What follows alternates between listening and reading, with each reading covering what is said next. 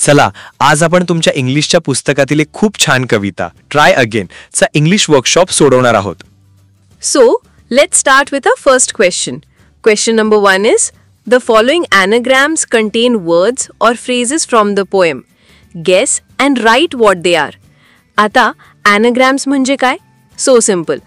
anagrams म्हणजे दिलेल्या शब्दांमधील अक्षरांची किंवा लेटर्सची जागा बदलून एक नवीन अर्थपूर्ण शब्द तयार करणे. आणि सगळ्यात महत्त्वाची गोष्ट म्हणजे ह्या सगळ्या प्रश्नांची उत्तरं आपल्या ट्राय अगेन या कवितेतच दडलेली आहेत. So let's solve them together. First anagram आहे 1 रेनी टॅग. रेनी टॅग यातल्या अक्षरांपासून काय तयार होऊ शकतं? Think about it. RAINY TAG. Yes, the answer is try again. हा तर आपल्या कवितेचा मुख्य संदेश आहे. If at first you don't succeed, try again. Brilliant. Next, number 2 is arcage. Arcage. यापासून कोणता शब्द बनेल जो आपल्या कवितेत आहे? Right. The word is courage. कवितेत एक ओळ आहे. Then your courage should appear. म्हणजे अपयश आल्यावर तुमचं धैर्य दिसलं पाहिजे. Let's see the third one. 3 weight sir. Weight sir हे थोडं गमतीशीर आहे. The correct word is strive. Strive म्हणजे खूप प्रयत्न करणे. To struggle hard. कवितेत म्हटलं आहे, if we strive TISS no disgrace. म्हणजे प्रयत्न करण्यात कोणतीही लाज नाही. आता पुढचा ॲनाग्राम नंबर 4 आहे रेड रॉ. Red raw.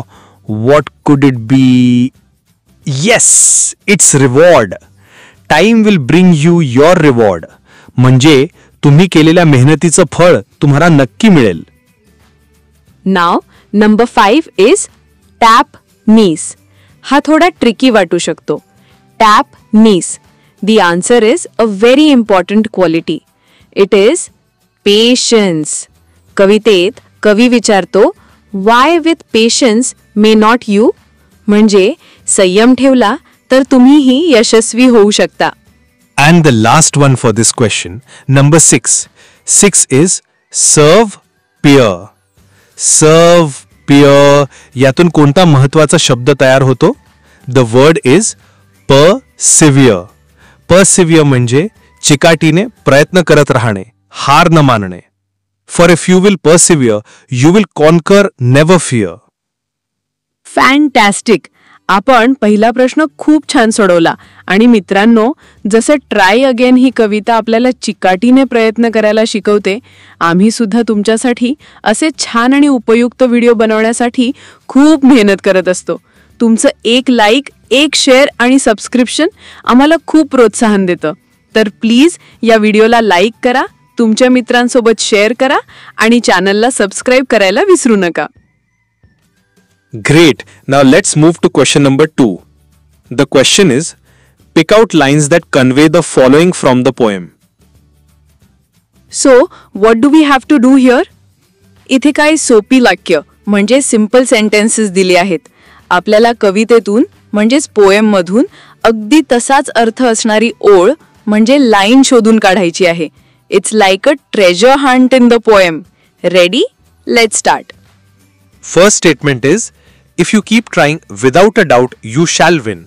याचा अर्थ आहे की जर तुम्ही न थांबता प्रयत्न करत राहिलात तर तुम्ही नक्कीच जिंकाल. यात काहीही शंका नाही. आता कवितेतील कोणती ओळ हाच अर्थ सांगते? Can you find it? Yes, the correct line is, for if you will persevere, you will conquer, never fear.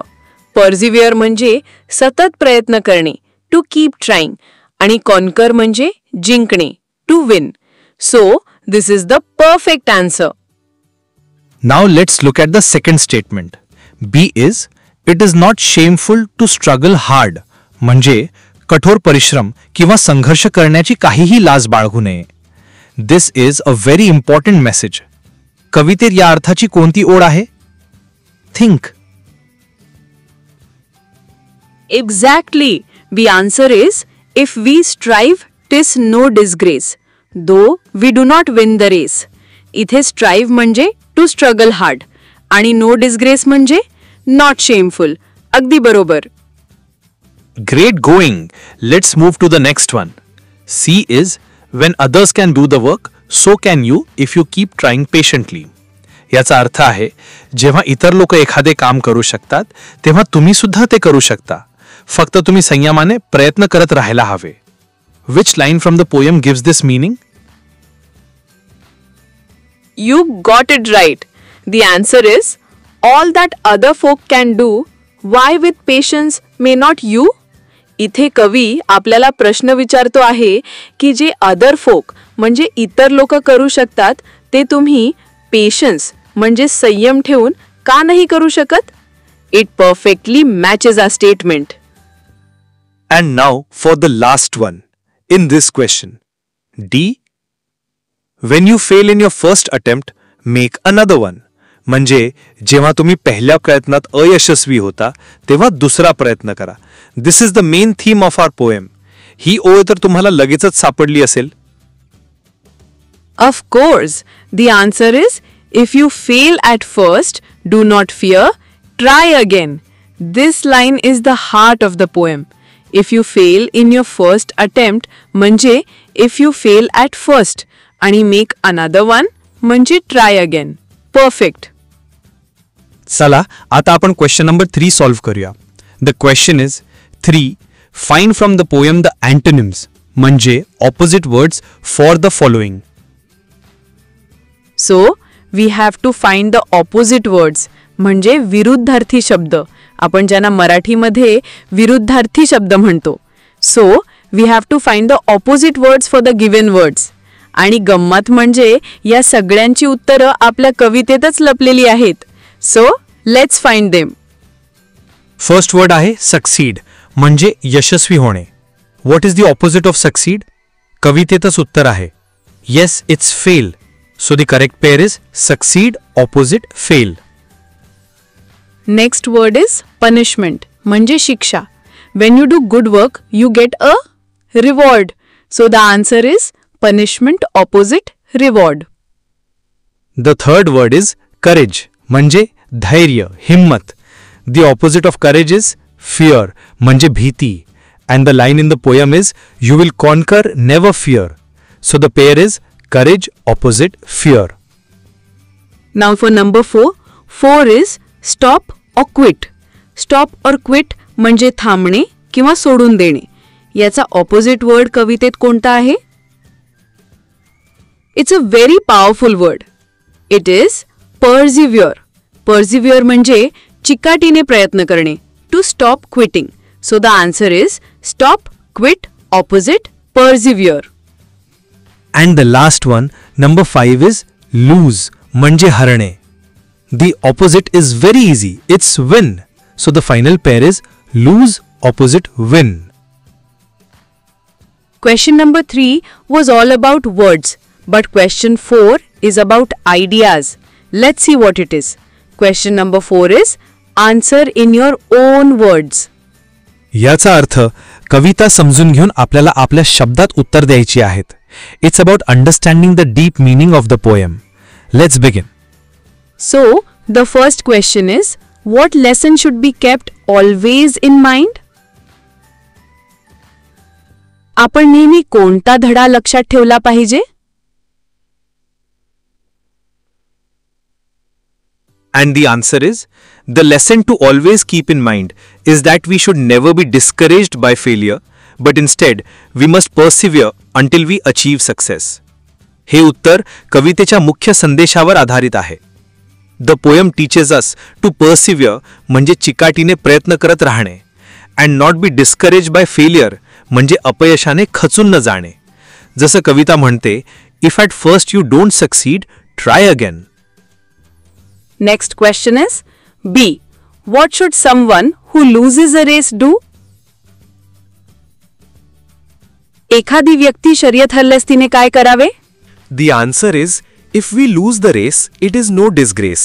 We should try again. तुम्ही उत्तर कवितेत अगदी स्पष्ट दिलेलं आहे. The poem says, "'Tis no disgrace, though we do not win the race." आणि मग पुढे काय करायला सांगितलंय? Try again. So losing is not a disgrace. We should simply try again. Now question C. What quality is important when you are struggling for success? यशासाठी संघर्ष करत असताना कोणता गुण महत्त्वाचा असतो? Let's see the answer.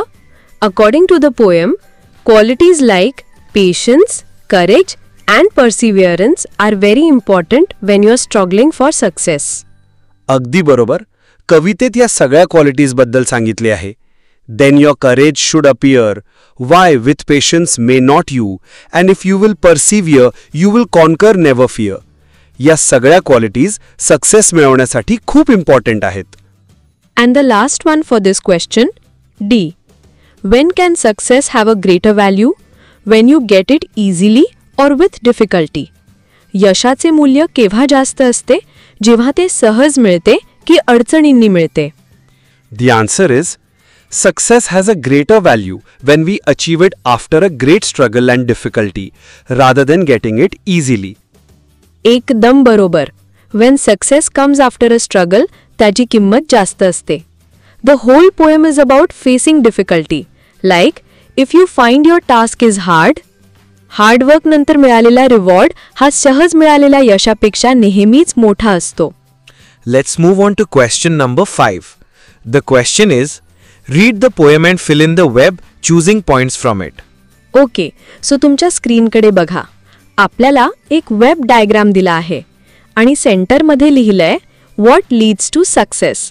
म्हणजे सक्सेस म्हणजेच यश मिळवण्यासाठी कोणत्या क्वालिटीज इम्पॉर्टंट आहेत ते आपल्याला या वेबमध्ये फिल करायचं आहे, using points from the poem.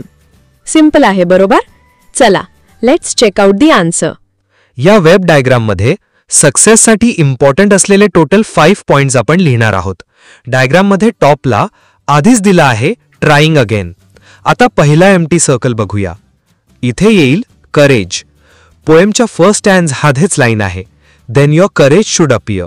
म्हणजे हिम्मत, धैर्य हे सक्सेससाठी खूप इम्पॉर्टंट आहे. नेक्स्ट आहे पर्सिव्हिअरन्स. पर्सिव्हिअरन्स म्हणजे चिकाटी, गिव्ह अप न करणे. ओके, पुढचा पॉइंट आहे patience. And the last one is striving. Striving म्हणजे टू स्ट्रगल हार्ड, खूप मेहनत करणे. Now let's move on to the next interesting question. Question number 6. Let's read the question together. Most lines from the poem can serve as a truth or a proverb. Pick out 3 or 4 such lines. Okay, so question काय म्हणतोय की या पोएममधील बऱ्याच lines या एक truth म्हणजेच सत्य किंवा एक म्हण बनू शकतात. Remember, a proverb is a simple line that gives us good advice और tells a universal truth. Basically आपल्याला अशा लाईन्स शोधायच्या आहेत ज्या एक चांगला विचार और अ लाईफ लेसन देतात. चला तर मग let's look at the answer. आपण 4 म्हणजे 4 अशा पॉवरफुल लाईन सिलेक्ट केल्या आहेत. फर्स्ट लाईन आहे, if at first you don't succeed try again. हे तर सगळ्यात फेमस प्रॉवर्ब आहे, right? It's a golden rule for life. याचा अर्थ आहे की पहिल्या प्रयत्नात यश नाही मिळालं तर हार मानायची नाही, पुन्हा प्रयत्न करायचा. दिस is a universal truth. Second line आहे, if we strive TISS no disgrace. या लाईनचा अर्थ खूप सुंदर आहे. इट मीन्स मेहनत करण्याची, स्ट्रगल करण्याची काहीच लाज नाही, even if we don't win the race. The effort itself is important. ही एक खूप मोठी शिकवण आहे. थर्ड लाईन आहे, time will bring you your reward. Wow, this teaches us about patience. याचा अर्थ आहे की तुम्ही जे कष्ट घेतात त्याचे फळ, त्याचा रिवॉर्ड तुम्हाला वेळ आल्यावर नक्की मिळतो. So keep working hard and have faith. And the fourth one is, for if you will persevere, you will conquer never fear. He line आपल्याला पर्सिव्हिरन्स म्हणजे चिकाटीची पॉवर सांगते. जर तुम्ही चिकाटी ठेवली तर तुम्ही जिंकणारच, and you won't have to be afraid of anything. This is a great motivational truth. तर मित्रांनो, हा होता ट्राय अगेन कवितेचा इंग्लिश वर्कशॉप. जर तुम्हाला आमचे हे प्रयत्न, आमची शिकवण्याची पद्धत मनापासून आवडली असेल तर या व्हिडिओला एक लाईक नक्की करा. तुमच्यासारख्याच इतर विद्यार्थ्यांनाही याचा फायदा व्हावा यासाठी आपल्या मित्रमैत्रिणींसोबत हा व्हिडिओ जास्तीत जास्त शेअर करा. आणि हो, पुढे येणारे सगळे व्हिडिओज तुमच्यापर्यंत सगळ्यात आधी पोहोचण्यासाठी आपल्या चॅनलला सबस्क्राईब करायला अजिबात विसरू नका आणि ते बेल आयकॉन नक्की दाबा. भेटूया पुढच्या व्हिडिओमध्ये. तोपर्यंत keep learning with fun. Video आवडला असेल तर लाईक या बटनावर क्लिक करा, चॅनलला सबस्क्राईब करा आणि तुमच्या मित्रमैत्रिणीला हा व्हिडिओ शेअर करा. कॉमेंट बॉक्समध्ये तुमचे नाव व गावाचे नाव कॉमेंट करा.